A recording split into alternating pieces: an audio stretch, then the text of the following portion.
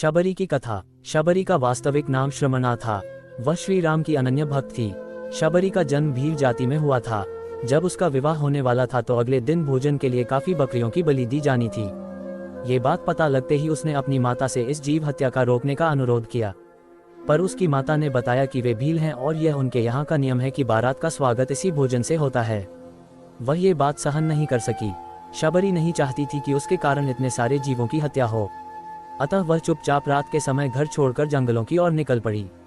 जंगल में वह ऋषि मुनियों की कुटिया पर गई और आश्रय मांगा, किंतु भील जाति की होने के कारण सबने उसे दुत्कार दिया। आखिर में मतंग ऋषि ने उसे अपने आश्रम में रहने के लिए आश्रय दिया। शबरी अपने व्यवहार और कार्य घटाव कुशलता से सभी आश्रमवासियों की प्रिय बन गई। मतंग ऋषि ने अपनी देह त्याग के समय उसे बताया कि भगवान राम एक दिन उसकी कुटिया में आएंगे।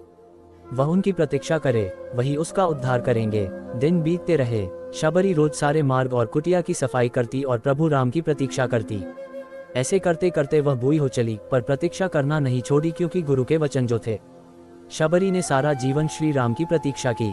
अंत में शबरी की प्रतीक्षा खत्म हुई और भगवान श्री राम अपने छोटे भाई लक्ष्मण के साथ माता सीता की खोज करते हुए मतंग ऋषि के आश्रम में जा पहुंचे। शबरी ने उन्हें पहचान लिया।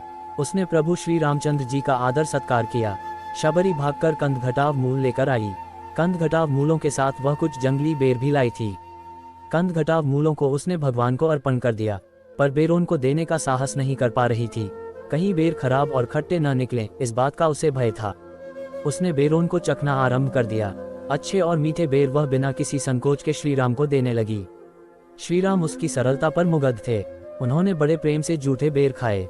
शबरी के झूठे बेर श्रीराम को खाते देख लक्ष्मण को बहुत आश्चर्य हुआ, परंतु श्रीराम शबरी की भक्ति और सरलता पर पूर्ण रूप से मुग्ध थे। श्रीराम की कृपा से शबरी का उसी समय उद्धार हो गया।